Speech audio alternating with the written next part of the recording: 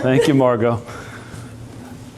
Well, while we're waiting for that to come up, since we had 5 less than we paid for, I ordered 5 to-go boxes. Oh. So anybody who wants to take one of those meals can take it. Scott, When you leave. What'd you this get? is You'll have to fight. forward, backward. I picked the things that I thought would carry best, Perfect. and that was the sliders All right. and the chicken, teriyaki chicken sandwich. All right, thank you.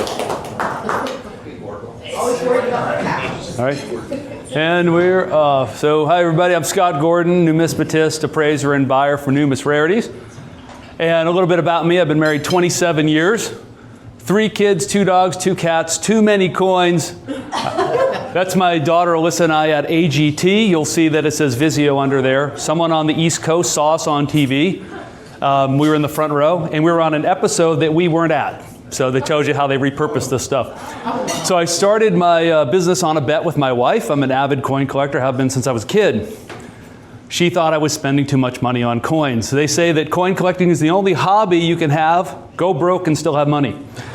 So after about the 12th or 20th time, she said to me, "You're spending too much money on coins." I said, "No, you don't understand. I got a good deal on it." She said, "You don't get a good deal. You don't know till you sell it." eBay store was launched. The rest is history. So a lot of you have asked me the difference between Numis Rarities and Morgan Rounds. Numis Rarities is me here today, acquisition side.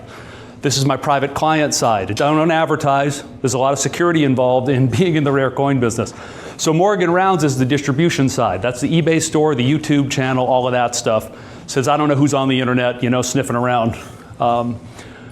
So speaking of Morgan Rounds, I wrote the book Bits to Bullion about 10 months ago. This is all the insider tips that you could have to try to see how you could try your hand at making money investing in bullion.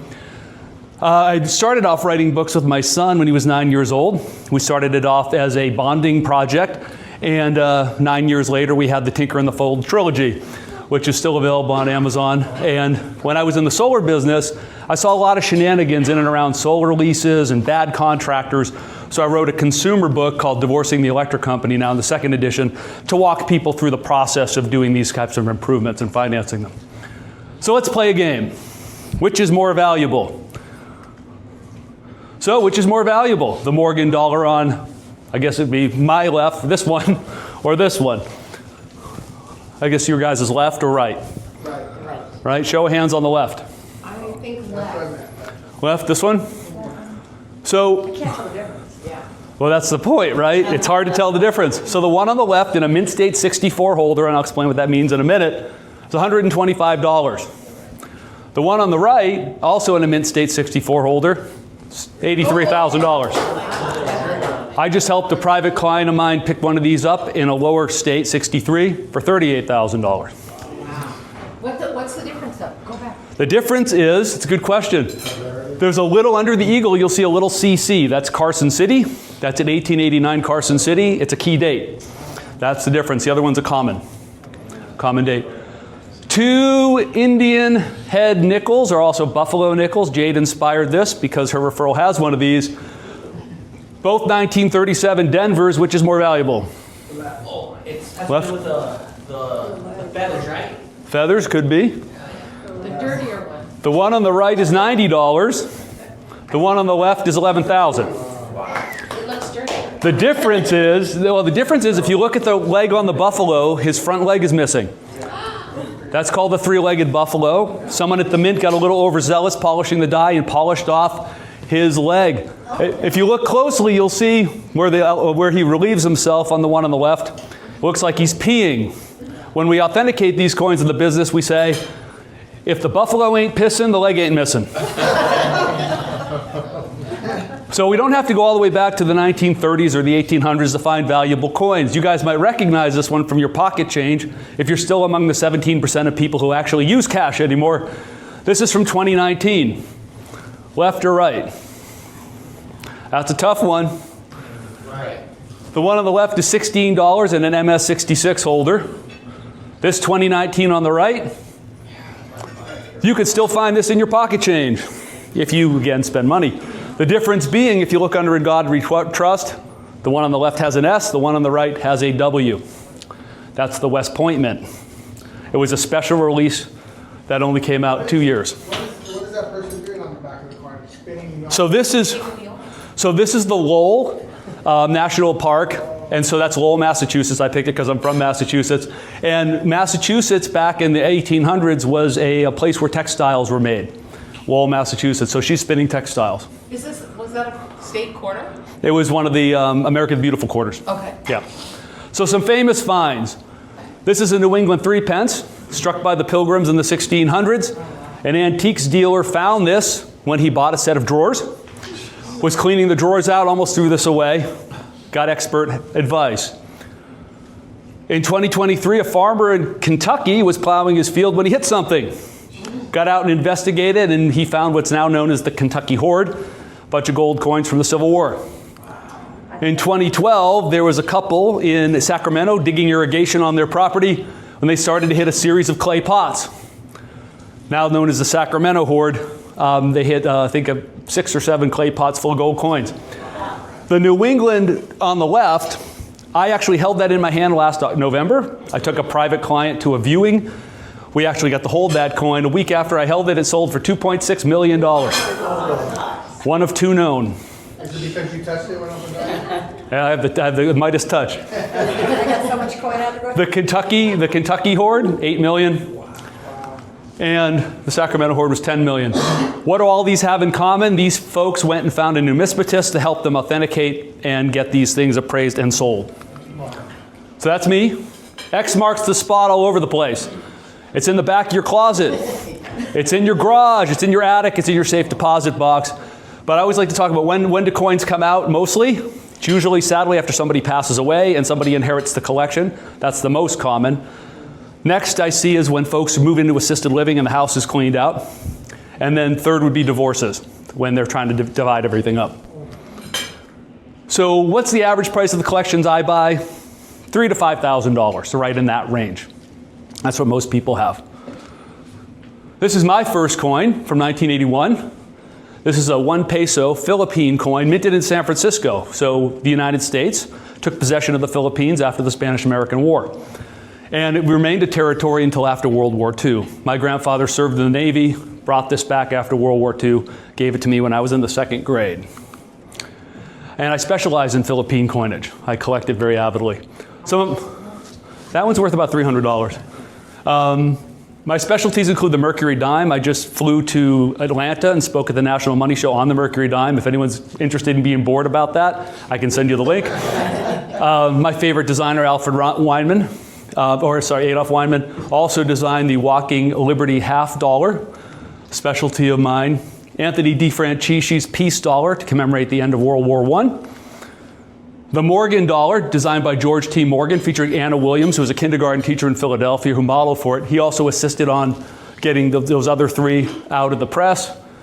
Mexican silver coinage is something I'm very passionate about, and Lincoln cents. So those are the things I really go deep on and have very robust collections of myself.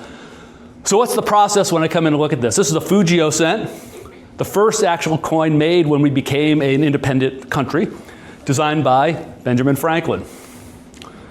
The 4 F's. When I come into a collection, I'm looking at separating the fodder from the flippers, from the fishers and the fabs. So what does all of this mean? Fodder, this is all the stuff you've been throwing in your change jar for the last 20 years.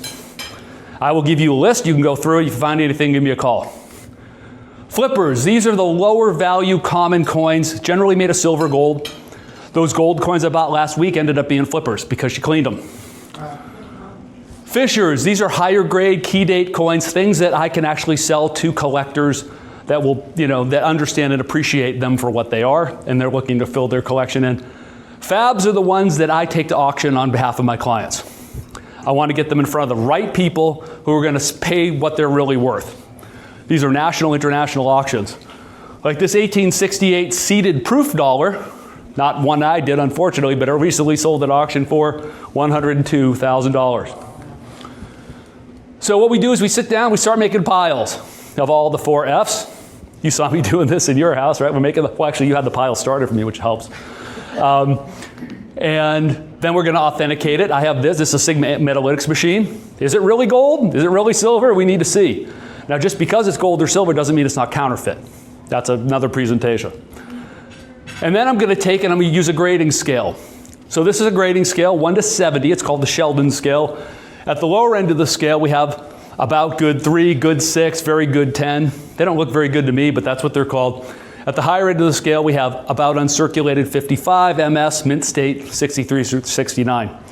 So I'm going to take those as I'm going through and sorting everything out, looking for key dates, looking for those things. I have a magazine that I have. It's a monthly publication called The Gray Sheet. I will look them up as I grade them and write that all down. While I'm also looking at the silver prices, I built a spreadsheet that I put everything in, and it kicks out an appraisal. I then provide that to you at the end. So how do we get paid? Cash up to $3,000 I carry with me. Typically, anything over $10,000 requires IRS Form 8300. I do check Zelle. I can sign for auctions. I handle everything. My fee is 10% at Hammer. Right? Sold $100,000, right? And then I pass through any fees. Sometimes coins can be expensive to get certified. Thousands of dollars sometimes. Or for the right coins, we can do a consignment. I split everything 50-50. I do private and home appraisals, estate probate appraisals. I purchase the collections, bullion liquidation over 500 ounces. I can get that right to the smelters or whoever needs to get them. I'll authenticate your coins, and I will auction your best coin. So one last question here, and it's, which one of these is real? Give you a hint, one of them's counterfeit, right out of China. The one on the right is real?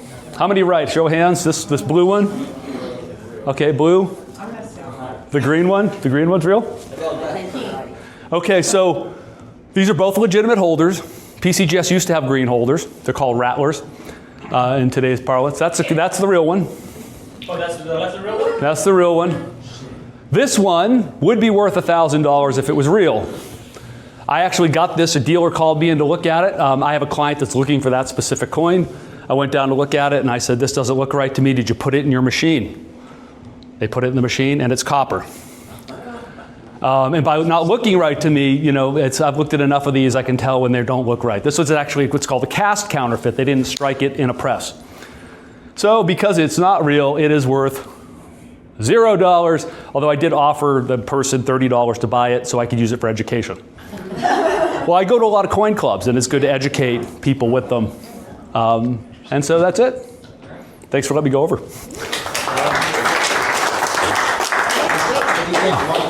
Yeah. Oh yeah, questions. Oh, One question.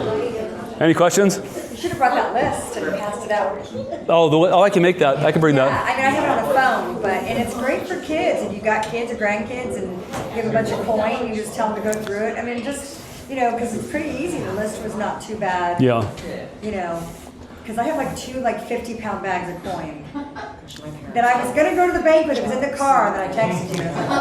And even a lot of cases, if you bring those, even let's say you had like a decent box of coins, most dealers aren't going to go through it when you bring that in and set it down on the counter. They're going to look above it up. They're going to go, I'll give you $500 for it. And then they'll go through it and figure out what it really is after the fact. But yeah, I'm happy to provide lists. It's fun to go through them. You never know. There's stuff coming out all the time. I mean, are you going to find that 3 pence? Probably not. But you could find that quarter. Yeah, you can find that quarter because That's a 2019 quarter. it's probably 20 years old. What this thing is just collecting Yeah. $20,000 worth of coin. Yep. Okay. Scott, one question. Oh yes. Oh. This may be silly, but I'm curious. What is the importance of Numis? Where does that come from? Numis, so Numis is Greek for money, and it's the basis of numismatics. So numismatics is the study of money and money-related things. Things that are adjacent to numismatics, like tokens, are called exonumia. So, Learn something every day. have all sorts of weird, I mean, every profession's got weird terms for things, right? Thank you. Yeah. All right. All right, thank you, Scott. Thank you.